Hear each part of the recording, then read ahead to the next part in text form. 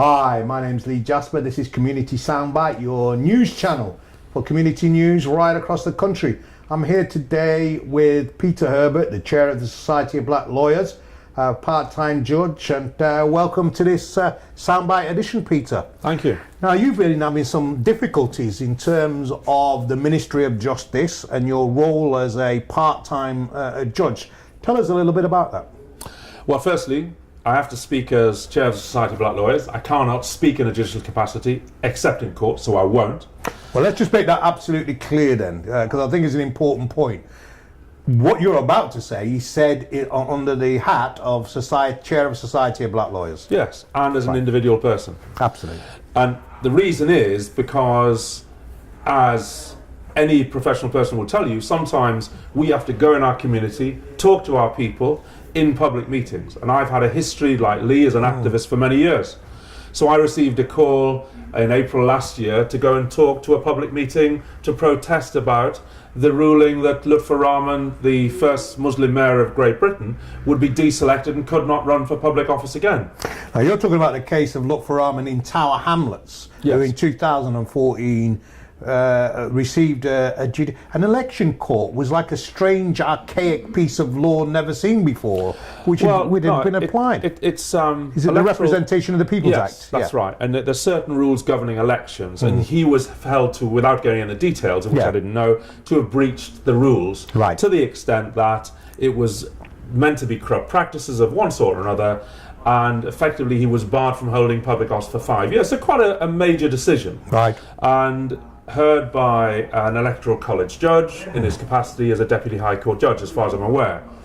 And in a sense, these decisions are made over the years, over a number of different issues when elections are challenged, as they had in the United States and Florida. Very large community meeting. I spoke as a human rights barrister, chair of Society of Black Lawyers, and as somebody who had dealt with race training of the judiciary for many years. So I hadn't read the judgment, but I was aware that people were deeply upset about the language that was used at the very least. And without going into any details, I had a go at judicial racism. I said it still existed in Tower Hamlets, in among some members of the judiciary, but it could be challenged. So just to go clear, you in the course of this public meeting, you've referenced the fact that the British judicial system still remains institutionally racism. Not really a remarkable statement in my view, but that's what happened. Yes, that's it, in a very short, about 2.5 minute speech. Yeah. And I gave an example of young school children in Chicago who demonstrated against a strike that teachers had done, got them back to work very quickly. And I also mentioned the prosecution that we'd initiated as Society of Black Lawyers of the racist diatribe that Casey Hopkins put out on LBC about referring to refugees as cockroaches. Yeah. So it was a broad but very short speech. And as a result of it, I received a few months later a notification that I was going to be disciplined as a judge because I was meant to have taken part in a political meeting, and several months after that down the line there was an supposedly independent judicial report saying that although it's permissible for judges to criticise other judges, just to say that they're wrong, that's fine. It's okay to talk about judicial racism as a judge even, that's right. But what it's not okay to do is to supposedly criticise another judge. I never named him, I didn't reference the judgment at all, but it was meant to have been something I inferred. And I took issue with this, because I thought that is a completely discriminatory decision, whereas there are Supreme Court judges who criticise each other quite publicly about a lack of diversity in the judiciary, which there is, and nothing happens. And so I took out an employment tribunal action alleging race discrimination and victimisation. And one of the reasons I did that was because actually in November of last year, when I was going to a judicial training course, they tried to suspend me. No notice, I've been sitting for several months, carrying on with this quite quietly, and all of a sudden I'm given a letter, we are going to suspend you if you don't suspend yourself so-called voluntarily. I was shocked. I was angry, I was upset, humiliated, and as far as I was concerned, it was something that I had to challenge. So I was told if I go to sit at Harrow Crown Court on the Monday, I'd be turned away. Turned away. And I've never had such anything. Now, so is this related to the same incident? same incident, Right. yes. So now you're being threatened Yes. by the judicial authorities who are saying to you, as a consequence of that, if you don't voluntarily suspend yourself, then you'll be turned away from your own courtroom in the morning, Monday morning. Yeah, that's right. And so I had a meeting with the presiding judge of the South East Circuit, and I'd said in the meeting already, at this training course on the Saturday before, I said, well, you must know that there are 3 white male judges who face race discrimination and victimization cases by a colleague, an immigration judge colleague. They've never been suspended. This has been trundling on for a year.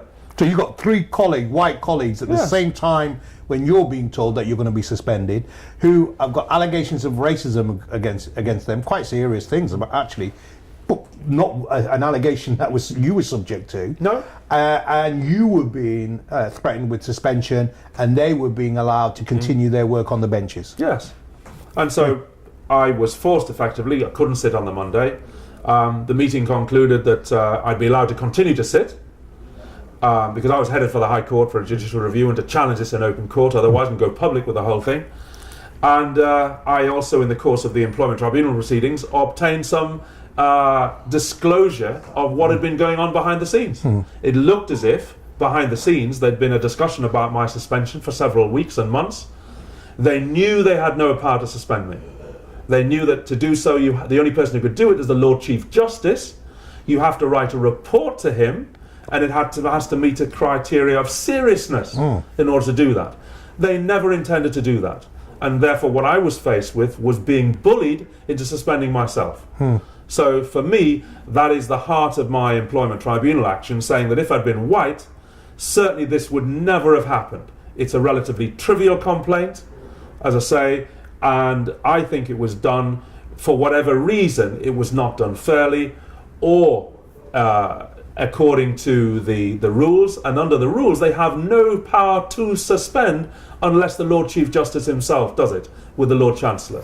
So the Lord Chief Justice is all powerful in this matter, even if people come to a determination about the issues that you raise, it's still the Lord Chief Justice who's going to make the final and ultimate decision. Yes, and interesting. It has only to be done in very serious cases. And Peter, tell us, why is it you think that more black and ethnic minority judges don't speak out about the racism they see in the courtroom or that they experience? Is this because of this working environment of intimidation, it seems to me? Well, I think it is. There's 3 reasons. One, it's taken you a hell of a job to get there in the first place. Right. And so for people who are based in the community as lawyers, to get through to be selected in the first place is an arduous job.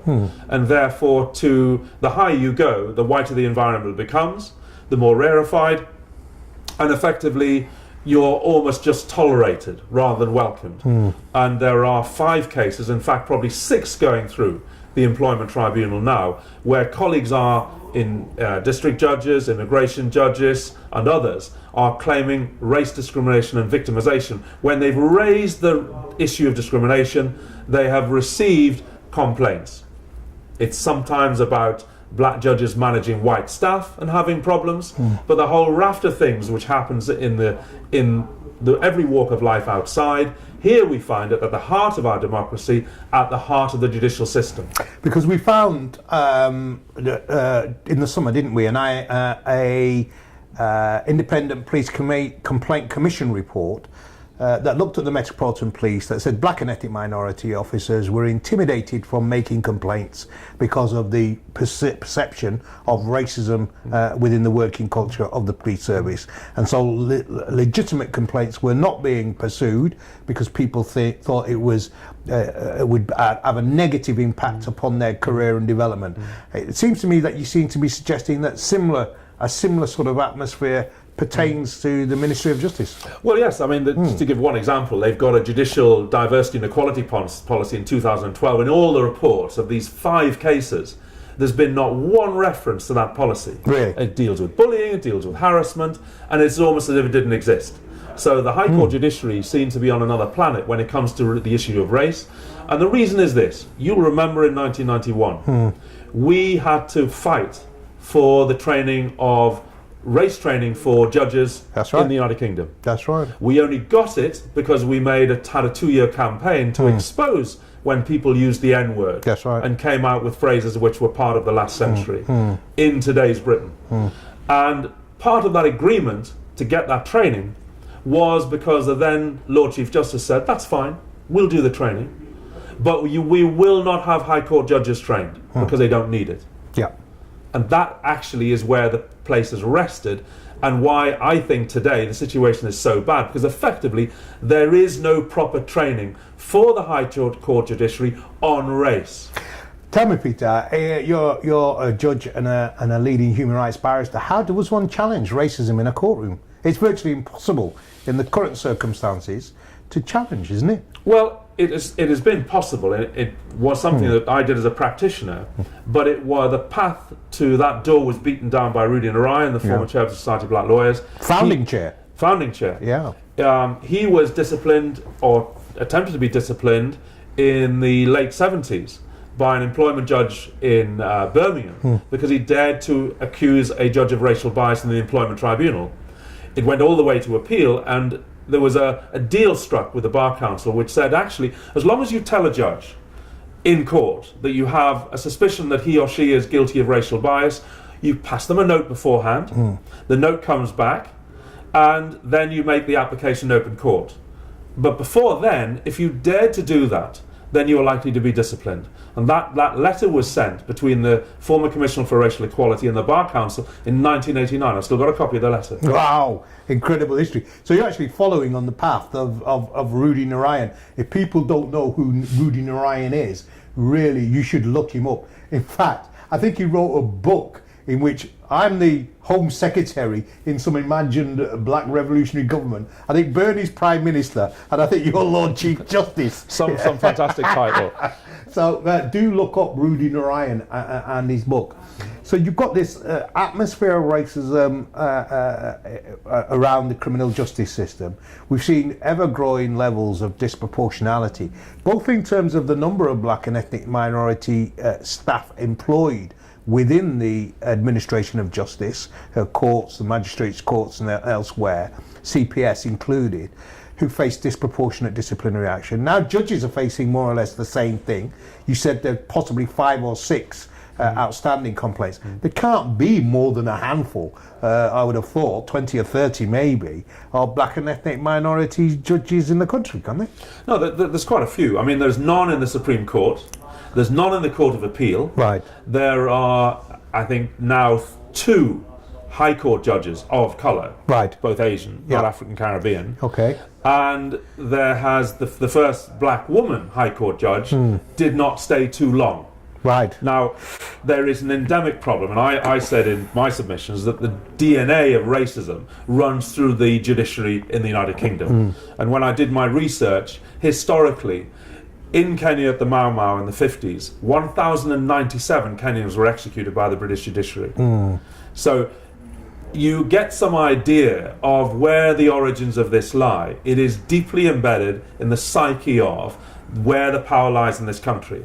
And therefore, tinkering with it at the edges, passing the odd policy, having judicial champions of diversity is not good enough if most of them happen to be white anyway. Yeah. You have to go to the heart of the problem, and that means a root and branch strategy to tackle racism and all forms of discrimination within the insidious nature, given the insidious nature of bias, because it does affect, as you've said, the decisions about not just criminal justice, which is bad enough, but employment, in housing, in education, in every particular sphere where a decision has to be made by a judge in Britain. We've got a series of reviews, race equality reviews. Theresa May has announced a race equality review in which she's going to do an ethnic audit across government and look at, she's been very vocal about talking about the differences in treatment of young black boys and men in relation to a policing and criminal justice system. She's doing a review, and of course the Labour Party have announced a review to look into how they can develop race equality policy initiatives and what that should look like. Is this is judicial reform, criminal justice reform, to remove racism part of what you'll be submitting to these inquiries? Yes, I mean, I think that's central to it. In a sense, you cannot deal with racism and discrimination in Britain unless you deal with it in the courts. And, 26 years later, after the statistics were first published in 1991, we know that if you're black, you're more likely to go to prison for longer, with less previous convictions, less likely to get bail than if you're white. And that is not just a slight discrepancy, that's a major problem. Because we are, at the end of the day, we pay our taxes for a system that does not deliver justice for us. And it has to. One of the statistics I saw on the Race and Criminal Justice report, published for 2012, it's now biannual, was that the average sentencing for black people of African and Caribbean descent was some 24 months ahead of the average sentence for white individuals. Partly that was explained through extraordinarily long sentences offered particularly for those involved in violence activity, drugs activity in the inner cities. But nevertheless, it's still 2 years on average more served across the piece for black suspects than there are for white. It's absolutely incredible. Well, the disparity has grown, I think. Yeah, absolutely. It has grown. It has grown. Things such as the way in which the definition of joint enterprise has been extended, and lots of the things which are deemed to be gang-related but are not, but involve many young people, many of whom are young African Caribbean men, mean that they have included a far wider net of who goes down for murder or manslaughter, and therefore the punishment has taken a spike. And if you add to that the dimension of the anti-terrorist sentences and the Muslim community, then there's a huge spike for the Asian community as well. And this does not bode well for the future, because at the end of the day, this is supposed to be the one place where in a justice system you should achieve equality. If you cannot achieve equality in the justice system, where are you supposed to achieve it? Well, Pete, it's been great talking to you. Where can people find out more about the Society of Black Lawyers and what's happening in your case? It is on the website, societyofblacklawyers.net, my own personal website, peterherbert.org, and it's on there. And you can read about it on The Guardian online as well as the case progresses. So just Google Peter Herbert, people find a story. And in fact, Google Ministry of Justice and you might find a few stories. Okay. Well, it's been great talking to you, Peter, and we wish you well, and we're supporting you in your fight to make sure that you're able to speak freely on the issues that concern our community within the senior ranks of the British judiciary. So thank you very much. Thank you. And that's all from Soundbite. Till we see you next time, this is Lee Jasper. Over and out.